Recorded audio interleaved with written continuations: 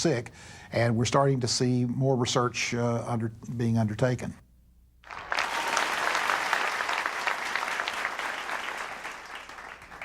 When the men from Desert Storm were returning, the city of Dallas decided to host a welcome home parade.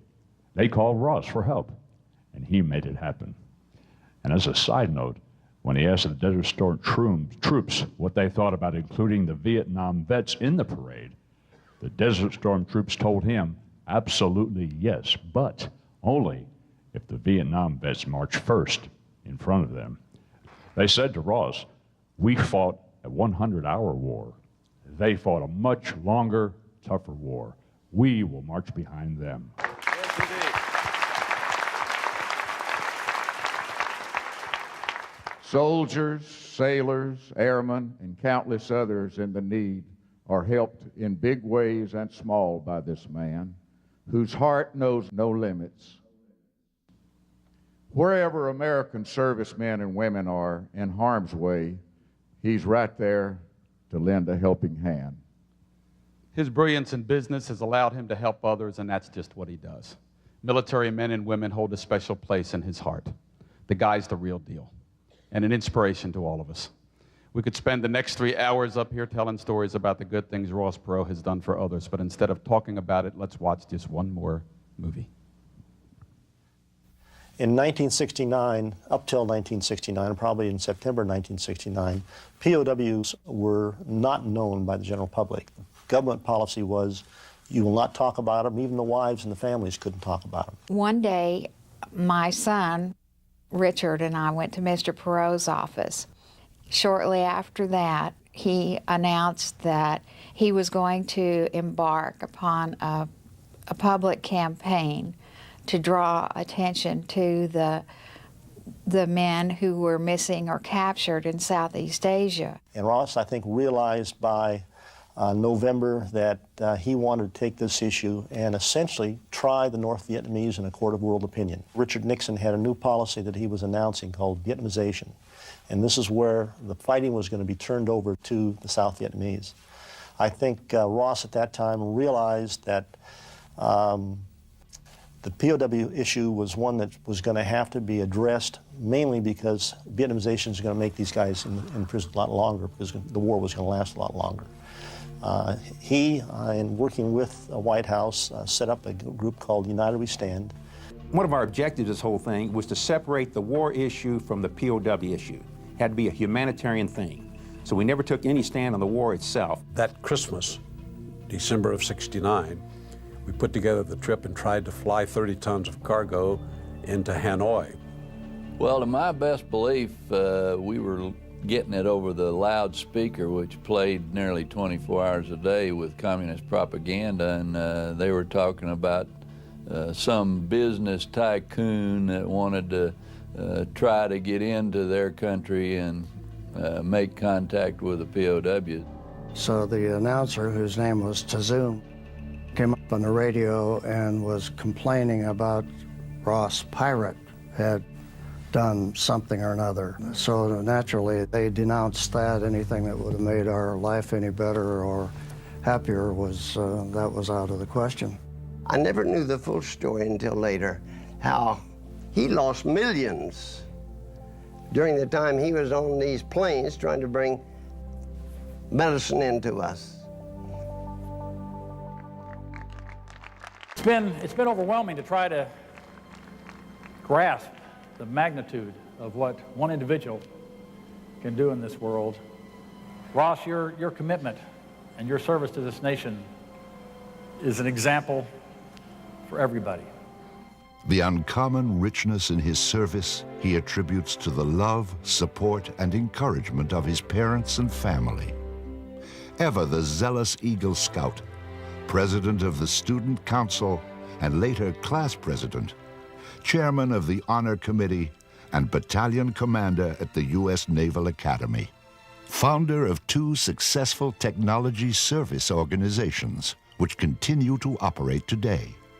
Author of 7 titles, husband, father to 5, grandfather to 15, and a friend to ever so many, often anonymously. This nation is blessed to have a man of such generosity and compassion as Mr. Ross Perot. Everything that he has done for the United States military, he has avoided the spotlight. In fact, he has put the focus on the military service members and their families. He campaigned tirelessly to bring home the U.S. POWs in Southeast Asia. He's mounted daring rescues, recounted in Ken Follett's On Wings of Eagles. He continues today as a voice of reason and guardian angel to so very many. What moves his heart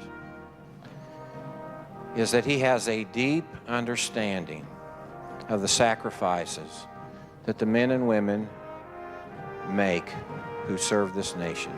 I can tell you that in each and every case I have seen Mr. Perot act spontaneously, with great compassion, selflessly, and very, very generously. Ross Perot continues to aid and serve hundreds of thousands of active and retired military and their families, physically, emotionally, and financially, often in ways they'll never know. Though you won't find his name on a building, a memorial, or the many awards he has sponsored, you'll find his mark on the countless lives he has touched, with a selfless motivation few will understand, and an unfailing commitment to God, country, and to the power of the human spirit set free. It changes our lives, and we see that we also need to be like that. We need to just care for our fellow man. Somebody that'll take time out of his life and money out of his own pocket to help other people, you won't find a better man than that. This guy's heart is just red, white, and blue. I think of Mr. Perot and his persistence in making sure that the right thing gets done. Ross Perot is loyal. Ross Perot is concerned about people who can't get help any other way. He is an unsung hero of this country. Ross Perot is the most disciplined, consistent man I've ever known. He's just an honorable American. This man loves his country. To me, he's one of my greatest heroes.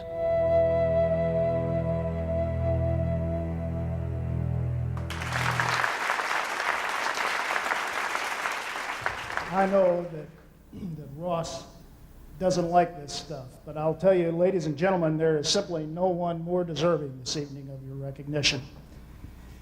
There are a lot of folks that go through life and achieve success because we count that coup in many ways. There are fewer still that achieve something that I think we would all recognize as significance, because significance comes from honesty and integrity. This man has achieved both success and significance. It gives me great pleasure to invite him to the stage, and I should say this, he won't like it, but I should say it. This week, this event simply would not have happened without Ross.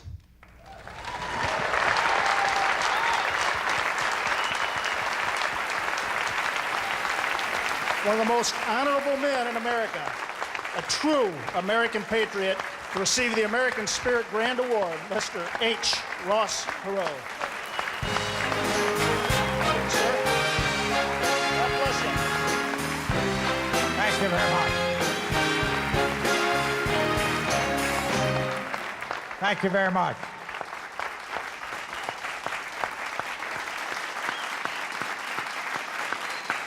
Thank you. You're very generous.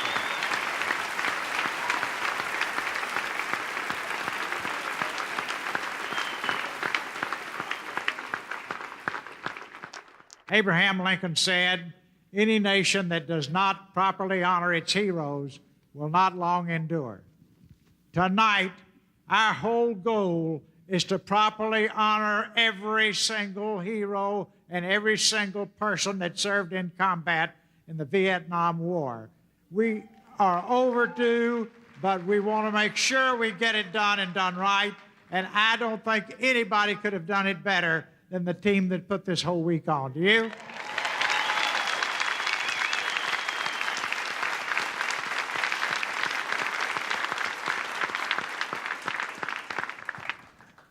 Each time I'm with you, I have 1,000 memories that come back. We had Robbie Reisner up on stage, Oklahoma cowboy, fighter pilot in World War II. Pretty special guy because General MacArthur picked him to fight a personal air-to-air duel with China's top ace in Korea.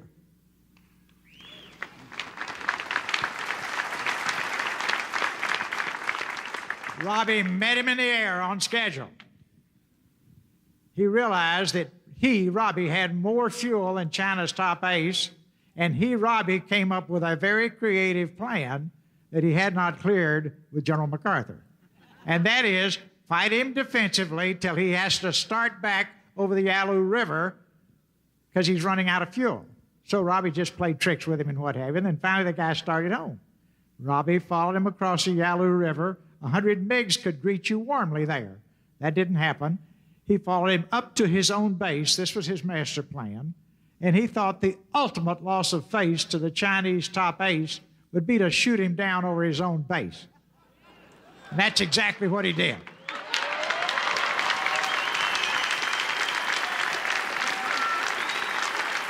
There he is.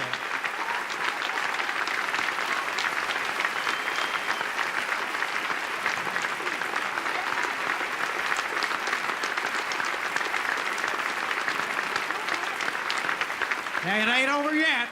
It ain't over yet. He then, classic fighter pilot, did a giant 360, came down supersonic. He'd seen 19 MiGs on the runway and got 14 in one pass.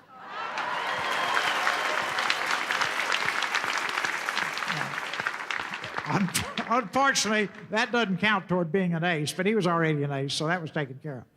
Back in war in Korea, this will tell you, this goes to the most fundamental things you're all taught in the military. He was up in North Vietnam on a mission. His wingman lost his engine. Robbie came in behind his wingman, put his fuselage into the jet outlet, and pushed his wingman across the border of South Vietnam. Now, any pilot here will tell you that's a good way to have both planes crash. He then pulled back and worked it out, made it home. Now, it's very important for all of you to understand that Robbie was hit by a SAM missile. The last thing he would ever want anybody to think is that he got shot down by another pilot. He was hit by a SAM missile in Vietnam. Unfortunately, Time magazine put him on the cover that our top ace, one of our top aces, was a prisoner of war. Vietnamese knew exactly who they had. And Robbie, you've already heard the story of the torture he had to endure. He was a role model to every other person in the prison. They were singing those patriotic songs to honor Robbie. He kind of told it a little differently than the way it really happened. But Robbie had just gotten out of prison, out of the box after several years, 140 degrees in the box, never bent, never broke. Then they let him out. He was a senior officer. He immediately realized they didn't allow church services and ordered church services. The men were singing Onward Christian Soldiers. Vietnamese came in to drag him out, drag Robbie out and put him back in the box. And in order to honor Robbie, Bud Day and the others proudly stood together and sang the Star Spangled Banner. Now, how'd you like to go to war against guys like that? Okay? Then, they were, of course, brutally tortured and what have you. But when Robbie came home, and I heard that story, I said, Robbie, what was happening as they dragged you back to the box? And his eyes were twinkling. He slammed one fist into the palm of the other hand. He says, Perot, with those guys singing the Star Spangled Banner, I was 9 feet tall. I could have gone bear hunting with a stick. Now, you see that spirit. How would you like to fight against people like that? No, this is what makes our nation so special. And the only time I've ever gotten him, and I have to tell you this, my son considered Robbie his role model and his hero. My son after he finished high school, went in the ROTC, got his wings at Fort Benning, spent 13 weeks in Marine officer training at Quantico, went on a Navy cruise, and then decided he wanted to go in the Air Force and be a fighter pilot. But see, but before he did that, he wanted to fly our helicopter around the world because nobody ever had. Robbie, you'd have thought he was Robbie's son. Robbie was just all over that flight. Robbie was at the Air and Space Museum when the helicopter went into the Air and Space Museum, and Ross replaced Lindbergh as the youngest man ever honored. Then 6 months went by, had no contact with Robbie. Robbie calls in one day. Said, and then the conversation is, now, what's young Ross up to now? I said, oh, Robbie, I don't want to talk about it. He said, what? And I said, yeah, I don't want to talk about it. He said, something wrong? I said, yeah, it's terrible. He says, Ross, is there anything I can do? I said, nothing anybody can do, Robbie. He says, Ross, if you'll tell me what happened, I swear I'll never tell anybody. And I whispered over the phone, he's gone in the Air Force and become a fighter pilot. Now, I thought I had him. With no hesitation at all, he came back and he says, Perot, only in America could you have that kind of progress in one generation. So, I give up, Robbie. I give up. You're the man. Now, I've got a few thousand other stories like that, but I don't have much time. But I do have to tell you that one of the things that inspires my life is when wars are going on, I get numerous calls from generals and admirals around the clock about severely wounded enlisted men because they know I fund medical research, have good contact in the medical community, and it's just so touching. I've said 1,000 times, I wish the chairman of big corporations cared that much about every single worker in the company. That's a wonderful thing in our military forces.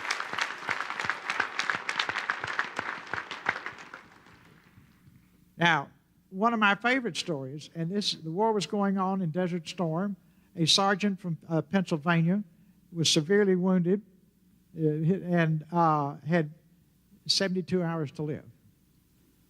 His wife was talking to the commander over there on the cellular phones, which, earlier on, none of us could even conceive that could happen. She talked to my brother-in-law, who parachuted, was one of the first people to land in Normandy by parachute on D-Day. He called me. I talked to her, and I said, well, I happen to know the top trauma doctor in the United States.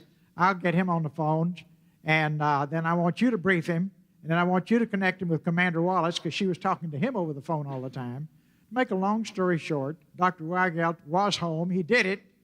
He called back in about 30 minutes, and he says, Ross, there's good news and bad news. He says, my team would go. I hadn't asked him, but he'll be dead when we get there.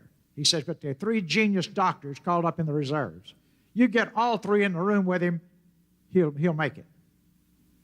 I stewed around for a little bit. I called the person in charge at the National Command Center in the Pentagon. Now, they're pretty busy during the war, 24 hours a day, 7 days a week.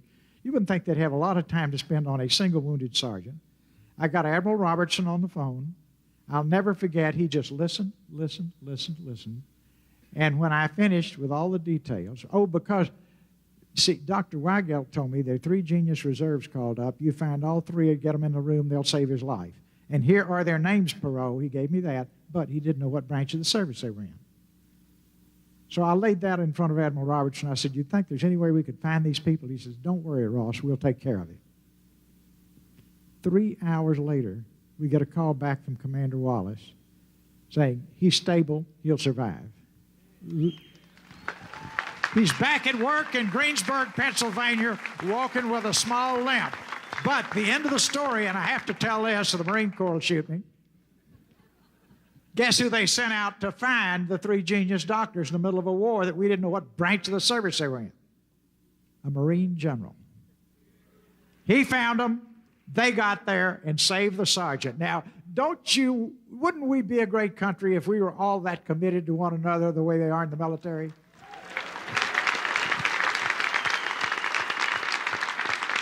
I could tell you stories like this for hours, but I don't want to bore you. But the thing I want to make sure that this whole country understands is that you set the highest possible standards of devotion and caring and commitment to one another while you're doing the most difficult job we ask anyone in our nation to ever do, and that's go to war, defend our country, and protect our freedom. And we certainly appreciate everything you do. And I couldn't be more excited about the quality of the event that's taken place this week. There are people here tonight, Fred Ashman, a whole talented team came from Disney, on and on and on and on, to make this as nearly perfect as it could be. And I am just thrilled with the way things have gone. I hope that all of you who served in Vietnam share my feelings, but everything I hoped would happen, I never dreamed we'd get this B-2 to fly over, but just as I pulled in the hotel, there it was. I got to see it go by twice. The Vietnam Wall is wonderful to have here. In closing, I've got to tell you one great story about President Ronald Reagan. He cared about these soldiers. He cared about the people who fought in Vietnam. He wanted a Vietnam memorial. I made a commitment that I would fund the design of the memorial if the people who fought in the war liked it. They loved the wall that's here. But one more time, all the people who fought were spit on, never recognized, were left out, and wanted the 3 men on patrol and the American flag.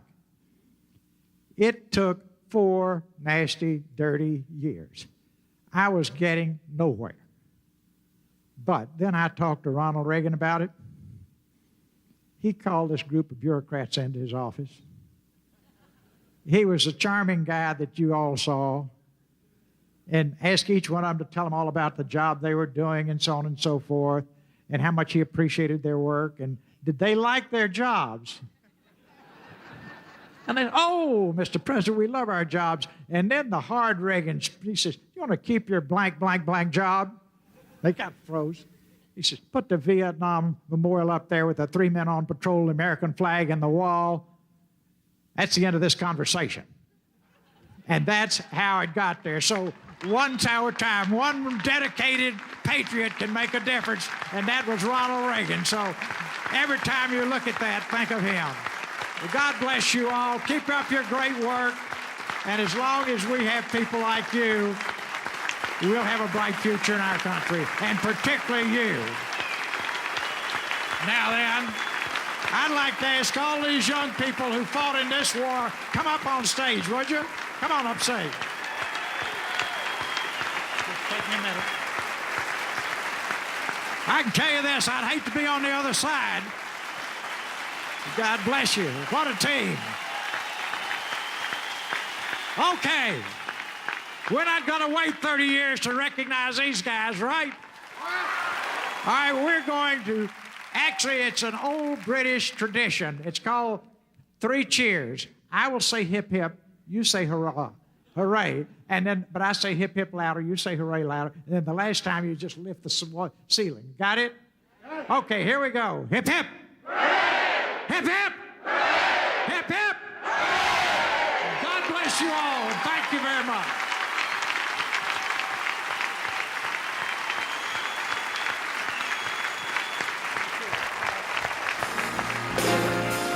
And to close our program, Mr. Leonard Tucker.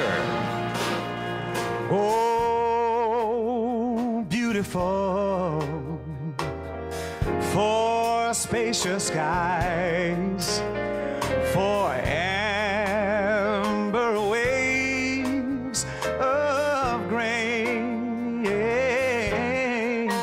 for purple mountains, majesties